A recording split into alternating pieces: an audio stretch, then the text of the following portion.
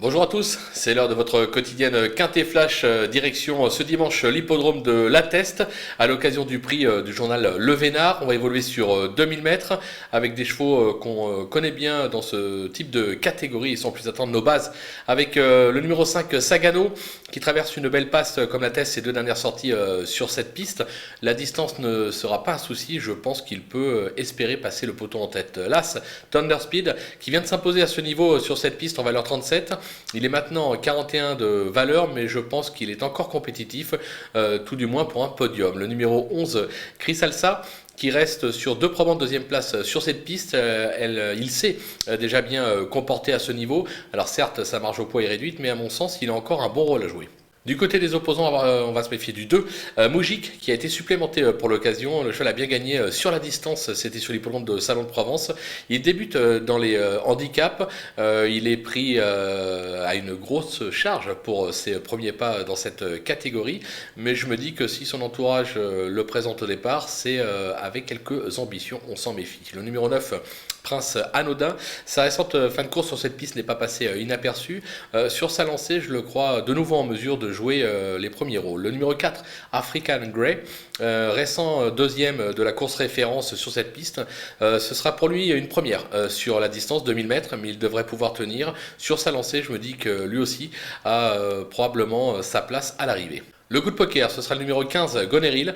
Elle traverse une belle passe actuellement. Elle a gagné son quintet à Deauville, c'était à 3 ans. Elle n'a pas véritablement confirmé depuis. Maintenant, elle est revenue à un poids qui devrait lui permettre de s'illustrer de nouveau. Moi, je m'en méfie, ça peut être amusant et surtout qu'il y aura une cote à l'arrivée.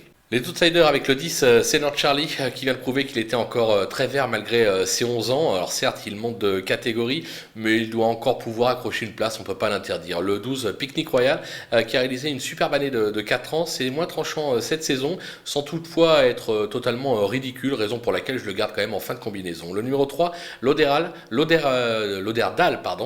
qui vient de renouer avec le succès sur cette piste. Il a pris 5 livres de pénalité sur ce succès. Je pense qu'il possède encore un tout petit peu de marge, enfin en tout cas suffisamment pour ambitionner une 4-5e place. Le numéro 8, Charme King, plutôt régulier dans l'ensemble. On s'attendait à mieux quand même. Le dernier coup, il sera probablement mieux sur la distance, raison pour laquelle je le rachète une dernière fois. Les délaissés, il fallait faire des choix. On est parti sur le 6, Urwald, qui vient de s'illustrer à ce niveau sur 1400 mètres, mais qui reste assez inconstant dans ses performances. Je crains pour lui la distance, raison pour laquelle je l'écarte. Le numéro 7, Soulblade, on le connaît bien. Il se change actuellement les idées en plat. Pour moi, c'est un pur cheval d'obstacle. Isabelle Gallorini dit qu'elle attend de voir sa performance pour voir si elle continue dans ce type d'épreuve. Moi, personnellement, j'y crois pas trop. Le numéro 13, Mabawi, il m'a pas convaincu ces derniers temps. Il a échoué lors de son unique tentative dans cette catégorie. Je préfère faire l'impasse. Tout comme le 14, Dizincanto, qui compte quelques bonnes sorties sur cette piste, mais ses 3 tentatives cette année sont très décevantes.